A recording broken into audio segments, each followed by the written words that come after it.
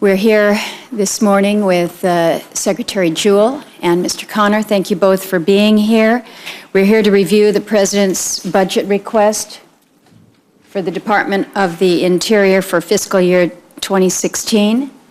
I just want to make sure I've got that chart. And I'm going to spend a little bit of my time here this morning in opening comments to talk about the many ways in which this administration and the actions are having negative impact in hurting my state. Secretary Jewell, you and I have had many opportunities to visit one-on-one, as well as your trip to Alaska, which I appreciate you making last week. And I don't want to make this personal, but the decisions from Interior have lacked balance, and instead of recognizing the many opportunities that Alaska has with regard to resource production, you have enabled an unprecedented attack on our ability to responsibly bring these resources to market. The President has withdrawn over 22 million more acres of Alaska from energy production just in recent weeks, and that has occurred on top of many other restrictions and regulations being imposed on us. It's occurred despite the tremendous energy opportunity and potential in those areas, despite our No More clause, despite the pressing need to refill our pipeline, and despite strong opposition from most Alaskans. The map that I have behind us is one that my colleagues are going to become familiar with because I'm going to be pointing it out quite frequently. The colors on the map represent those areas that are withdrawn from any development opportunity whatsoever. Some are, in fact, proposed critical habitat areas, and so they are not fully withdrawn at this point in time. But we have the ANWR New Wilderness proposal, the presidential withdrawal offshore, the NPRA withdrawal onshore, the North Aleutian Basin offshore, then the critical habitat, the wilderness that is already in place, the national parks areas, as well as the federal lands.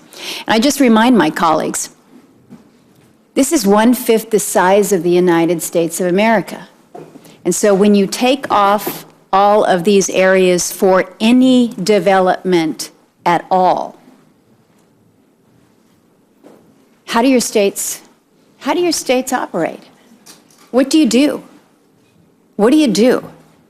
So I have expressed my frustration privately and in public, and I will continue to express my frustration and try to achieve some positive results for the people of Alaska and really for the good of the country, because as an energy-producing state, this is what we do. We share these resources with the rest of the country. I want to be very clear today that it's not just me that is banging the table. I don't think that I am overreacting. I think I am speaking clearly and articulating the concerns from most Alaskans.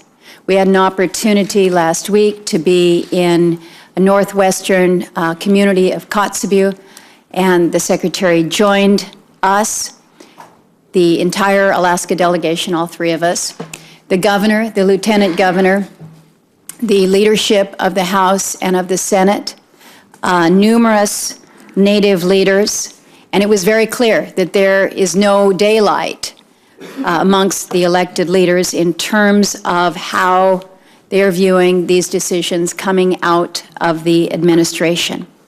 So I just want to make, again, very clearly, enunciate very clearly, that I oppose this administration's decision on ANWR. I oppose its decision offshore. I oppose its costly restrictions and endless delays within the NPRA. I oppose what it is doing to our placer miners, to our timber industry, and to many other resource producers who are ready to provide good jobs to hard-working Alaskans.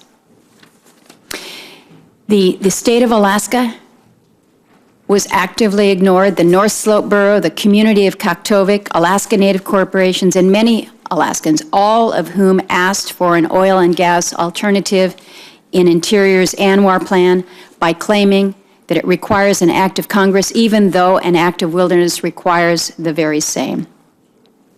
The actions from this administration seem destined to shut down our Trans-Alaska Pipeline, weakening our economy, forcing our state to make steep budget cuts, and really violating the promises that were made to us at statehood and then since then. Now, Madam Secretary, I'd hoped that Interior's budget would not make this situation any worse, but it fails to clear even that low bar. It violates the Budget Control Act, ignoring the statutory caps and proposing new spending as if we'd already lifted sequestration. But I think that that amounts to wishful thinking and not responsible governance. It would impose billions of dollars worth of new fees and higher taxes on oil, gas, coal, and mineral production, regardless of the consequences. And it would eliminate offshore revenue sharing, which many of us believe should be expanded. The department did not identify realistic offsets for its spending requests, such as the National Park Centennial. It's proposed no serious reforms for Land and Water Conservation Fund. I personally was stunned to see Interior's request increase by almost $1 billion on a net basis, with no funding dedicated to cleaning up abandoned legacy wells, which were drilled by the federal government. They walked away from it. They walked away from the mess and the responsibility, and we've been trying now for decades to get that cleaned up. Beyond energy, there's King Cove, still totally unresolved. Yesterday marked 14 months since this road was rejected, and yet again, we see nothing in this request to help those whose lives are in danger. I see a request for about $40 million for adaptation projects for tribal communities, but by my calculation, that's about 12 times less funding than was requested for international adaptation projects just this year alone. So what I can't figure out is why the needs of Americans are coming second. Interior's decisions are hurting Alaskans. You're depriving us of jobs, revenue, security, and prosperity. But Alaskans aren't alone in this, and I want my colleagues to understand that I think what we're seeing in Alaska is a warning for those in the West. And the fact is, almost every other Western state already has multiple legitimate complaints against the Interior. In Wyoming and Idaho, it's the sage grouse. In Utah and Colorado, it's Interior's refusal to facilitate oil shale development. In Arizona, it's the permitting of new copper mines.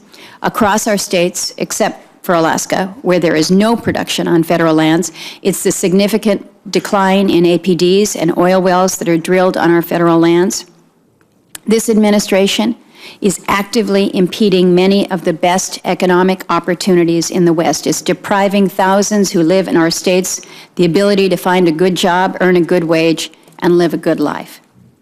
As chairman of the committee and the Appropriations Subcommittee with control over the Interior budget, I do want to work with you, Secretary Jewell. I do.